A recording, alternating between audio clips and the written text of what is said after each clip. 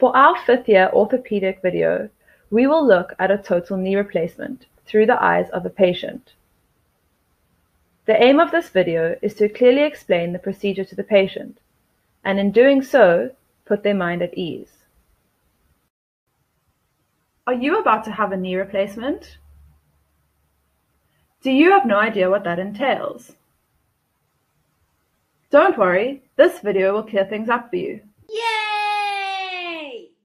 First, we will look at some of the risks and benefits of the surgery. Following this, we will address concerns surrounding anesthesia. Then we will explain in simple terms how the surgery is performed. And lastly, we will briefly address post-operative care. With every surgery, there are risks, and these include anesthesia risks, infection, bleeding, and clot formation. And in particular, this surgery can also lead to damage to surrounding structures such as blood vessels, nerves, and ligaments, post-operative fractures due to weakened bone, and patellar or kneecap dislocation. But don't worry, as every precaution is taken to minimize these risks, and the healthier you are before the surgery, the better the result is likely to be. The benefits of this surgery are, of course, reduced pain and improved mobility, and this will lead to a better quality of life.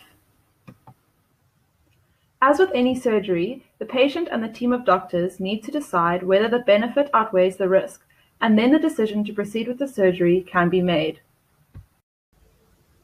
The first concern of many patients is being put under anesthetic. Anesthesia involves medications which prevent pain and relax the body during the operation. This may or may not involve you being put to sleep. The anesthetist is a special doctor who will ensure that this is done safely while the surgeon is operating. Now we will describe how the surgery is performed. Here we are looking at the side view of the knee.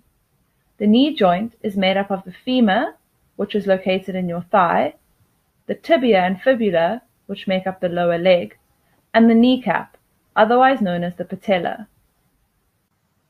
At a closer look, you can see that cartilage surrounds the edge of the bones. This allows for smooth movement of the joint and prevents the bones from rubbing against each other. In osteoarthritis, this cartilage breaks down, causing the joint surfaces to become rough, and eventually the bone can be exposed. Movement of the damaged joint can cause pain. At this point, surgery is often necessary. After anesthesia is given, the surgeon will make an incision in the front of the knee. The rough surfaces are trimmed away during the surgery and replaced with artificial components. The components include a metal femur part, a metal tibial part, and a plastic spacer is inserted on the tibial side to allow for smooth movement of the joint, essentially acting as the cartilage. If the patella is also damaged, then it too can be trimmed and a plastic cap can be added to it. Before finishing the surgery, the surgeon tests the range of motion of the new joint. The knee will then be stitched up and the surgery will be complete.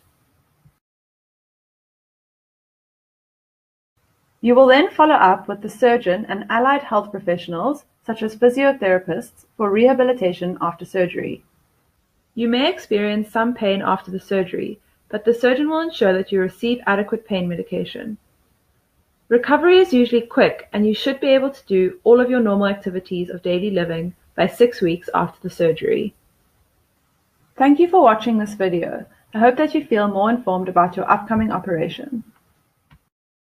Created using Powtoon.